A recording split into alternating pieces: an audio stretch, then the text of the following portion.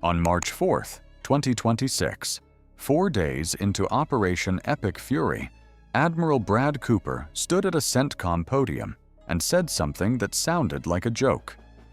"We captured it, pulled the guts out, sent it back to America, put a little 'Made in America' on it, brought it back here, and we're shooting it at the Iranians." He was describing the LOCUST drone, the low-cost unmanned combat attack system, a direct American copy of the Iranian Shahed 136, range of 500 miles, warhead of approximately 50 kilograms, cost per unit, roughly $35,000. The United States military, operating the largest air campaign since the Gulf War, with $13 billion aircraft carriers and $100 million stealth fighters, was firing a reverse-engineered version of its enemy's cheapest weapon back at its enemy.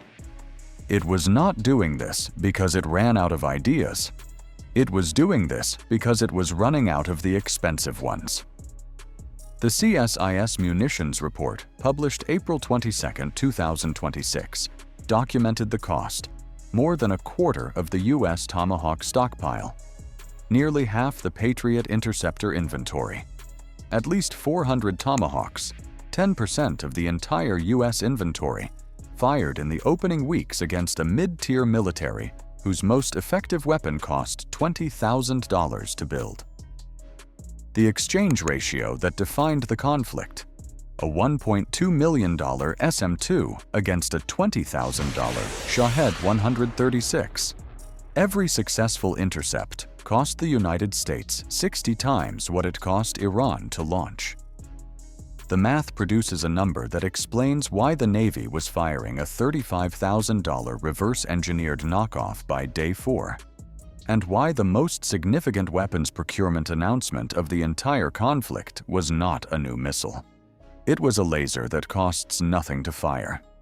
The exchange ratio problem was not invented by Operation Epic Fury. It was documented, published, and ignored for years before the first Iranian drone crossed a U.S. base perimeter in Bahrain. The Houthi campaign in the Red Sea from 2023 through 2025 was a controlled experiment in asymmetric cost warfare.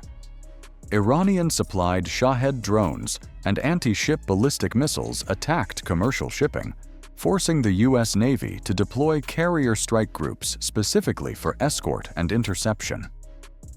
The Navy shot down hundreds of drones using SM-2s, SM-6s, and RIM-116, rolling airframe missiles at $500,000 each. Chief of Naval Operations Admiral Daryl Caudle acknowledged it publicly in February 2026, weeks before Epic Fury began. He said the Navy had not sent a strong enough demand signal to industry for directed energy alternatives. That sentence described a procurement failure whose operational cost the Red Sea campaign had already begun accumulating. The missile manufacturers heard the demand signal clearly. Raytheon, Lockheed Martin, Northrop Grumman, their production lines were running. The industry that makes expensive interceptors had decades of cost-plus contracts and a procurement system that rewarded unit cost rather than exchange ratio performance. Nobody went to Congress to explain that the SM-2's problem was not its lethality. It intercepts its target more than 90% of the time, but its cost relative to the targets it was killing. Senator Mark Kelly, a former Navy combat pilot, put the question directly to CNN during the campaign. The Iranians do have the ability to make a lot of Shahed drones, ballistic missiles, medium range, short range, and they've got a huge stockpile. So at some point, this becomes a math problem. And how can we resupply air defense munitions? Where are they going to come from?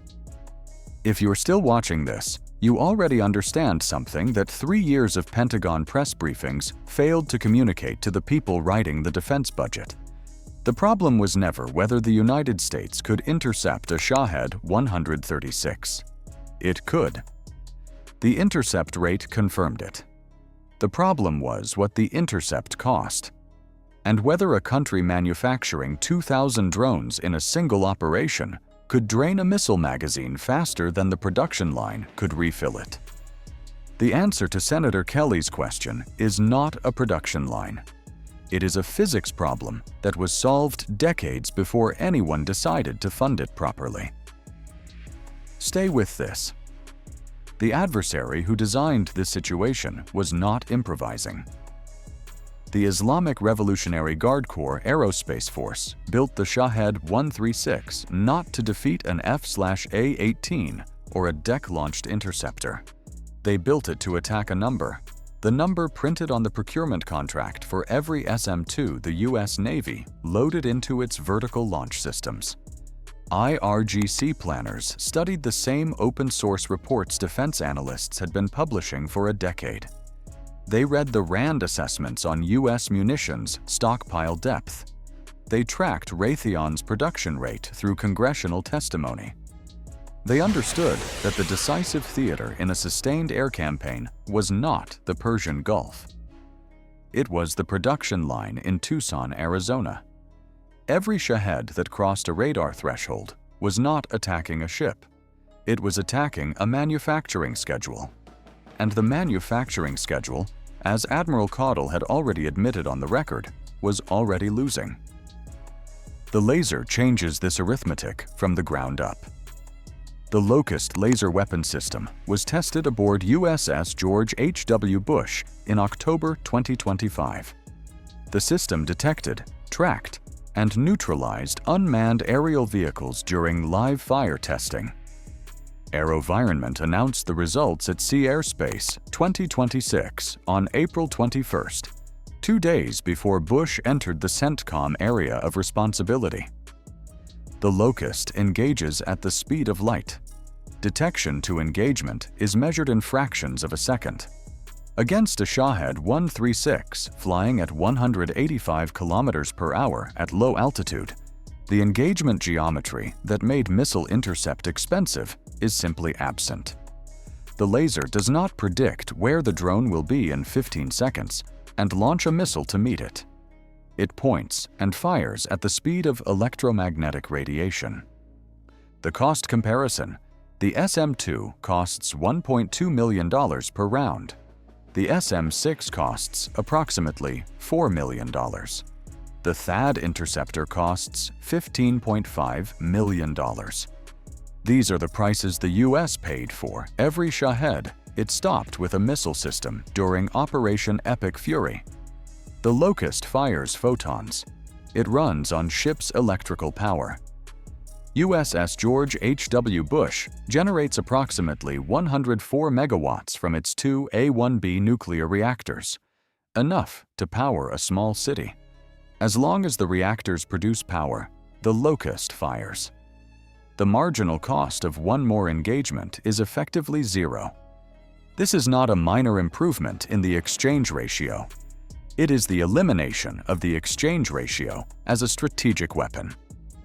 Iran's drone doctrine was built on a specific arithmetic truth: cheap weapons force expensive responses. Enough cheap weapons drain the expensive magazine faster than the production line refills it. Against a ship with a finite missile magazine, the math was working exactly as Iran calculated. Against a ship with a laser powered by a nuclear reactor, the magazine is the reactor. The reactor does not run out during a convoy transit. The deployment to CVN-77 is the first combat deployment of a directed energy weapon system on any aircraft carrier in the history of naval warfare. That sentence should be read slowly. Every U.S. aircraft carrier since USS Langley in 1927 has defended itself with guns and missiles, systems that carry finite ammunition and require logistics chains that extend back to ports in Bremerton and Norfolk. Every carrier that ever sailed defended itself with a consumable. The George H.W. Bush defends itself with electricity. A carrier that does not consume missiles to defeat drones arrives to the fight with its full strike capacity intact. The vertical launch cells that would have emptied against a Shahed swarm remain loaded with Tomahawks and SM-6 for the mission that actually requires them. Iran's strategic planners made a calculation that was correct for every U.S. Navy deployment since 1945. Carriers run out of ammunition. Saturate the radar picture. Force missile expenditure. Wait for the magazine to empty. The Red Sea campaign had confirmed this thesis in real time. HMS Diamond, USS Gravely, USS Carney spending hundreds of millions in missile expenditure against drone swarms that cost thousands to launch. The math was working. What Iran did not model was a ship where the drone intercept mission does not consume a missile, where the answer to the 500th engagement is identical to the first, where the magazine is not a finite inventory of metal loaded in a port in Bahrain, but a pair of nuclear reactors running for 25 years before they need refueling. Iran built a weapon optimized to drain a reservoir. The George H.W. Bush does not have a reservoir. It has a reactor.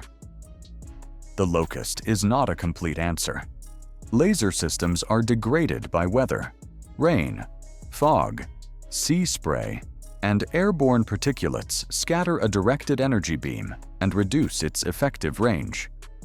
The Persian Gulf in winter generates dense maritime haze that affects the exact electromagnetic spectrum the LOCUST operates in. The system was tested in controlled conditions. Combat is not a controlled condition. The LOCUST is optimized against subsonic, low-flying drones in the Shahed class. It is not a defense against anti-ship ballistic missiles at Mach 10. One system on one carrier does not change the equation for the 11 other carriers and 93 surface combatants that will leave their next deployment with the same missile magazines they have always carried. The exchange ratio problem has not been solved. It has been solved on one ship, in one theater, against one category of threat. What USS George H.W. Bush demonstrated entering the Persian Gulf on April 23, 2026, is not that the United States found an answer to the drone problem. It demonstrated that the answer existed for years before the question was asked at scale, and that the system which let $1.2 million missiles become the default response to $20,000 drones is the same system that will determine whether the next carrier gets a laser or gets the same vertical launch cells and the same Raytheon contract and the same math that Iran spent 2 years learning to exploit. The IRGC planners who built the Shahed 136 doctrine were not wrong about the exchange ratio. They were wrong about the timeline. They calculated the missile magazine would run out before the United States changed the rules. They were wrong by one carrier. If you understand why that decision matters and why it was delayed for 5 years while the answer was already sitting in a test report, share this video. The people writing the next procurement budget are not watching the press briefings. Some of them are watching this.